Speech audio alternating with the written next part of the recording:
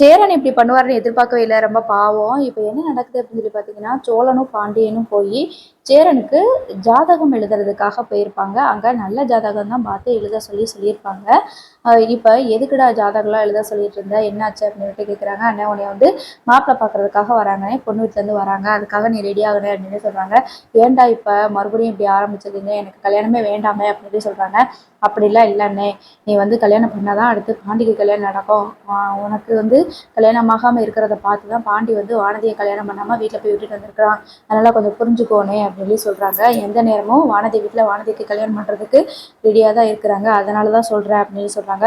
அப்போ ஒரு வழியாக சமாதானப்படுத்தி சம்மதிக்க வச்சிடுறாங்க. பொண்ணு வீட்டிலேருந்து மாப்பிள்ளை வீடு பார்க்கறதுக்காக வராங்க. அப்போ இந்த ஜோசிகார் வந்துட்டு சேரன் வீட்டுக்கு வர்றதுக்காக வராரு. அப்போது இந்த வானதியோட அண்ணன் இருக்கான் இல்லையா, அவன் என்ன பண்ணுறான் அப்படின்னு சொல்லி பார்த்தீங்கன்னா, ஜோசியரை பார்த்துட்டு இவங்க எங்கே போகிறீங்க அப்படின்ட்டு கேட்குறாங்க. ஆமாம், சேரன் வீட்டில் வந்து சேரனுக்கு பொண்ணு பார்க்க வந்து அதாவது மாப்பிள்ளை பார்க்கறதுக்காக வந்திருக்கிறாங்க. பொண்ணு வீட்டிலேருந்து நாள் குறிக்கிறதுக்காக போகிறேன் அப்படின்னு சொல்கிறாங்க.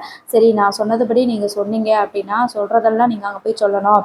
ஜாதகத்தை பார்த்துட்டு அப்படி சொல்லணும். அப்படி நீங்கள் சொன்னீங்க அப்படின்னா நான் உங்களுக்கு பணம் கொடுக்குறேன் அப்படின்னு சொல்லிட்டு வானதியோட அண்ணன் வசந்த் வந்து பிளான் பண்ணி ஜோசிகார்கிட்ட வந்து பணத்தை கொடுத்துட்றாரு.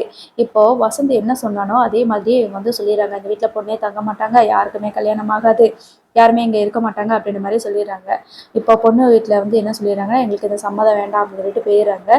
நிலா வந்து சோழன் கிட்ட கேட்குறாங்க, என்ன ஜாதகம் எழுதி வாங்கிட்டு வந்தீங்க அப்படிங்கும்போது நல்ல ஜாதகமாக தான் எழுதி கொடுத்தாங்க. ஆனால் எப்படி இப்படி ஜோசி வந்து சொன்னாங்கன்னு சொல்லிட்டு எனக்கு ஒன்றும் புரியலையே அப்படின்னு சொல்லிட்டு முடிச்சிட்ருக்குறாங்க. அப்போது சேரன் அண்ணா வந்து என்ன பண்ணிடுறேன்னா, நம்ம இந்த வீட்டில் இருந்தனா இங்கே இருக்கிறவங்க யாருக்குமே கல்யாணம் ஆகாது, நிம்மதியாகவும் இருக்க மாட்டாங்க, நம்மளோட பாவம் தான் வந்து இவங்களை பிடிச்சிட்ருக்கு போல இருக்குது அப்படின்னு சொல்லிட்டு ஒரு லெட்டர் எழுதி வச்சுட்டு வீட்டை விட்டு போயிடுறாரு.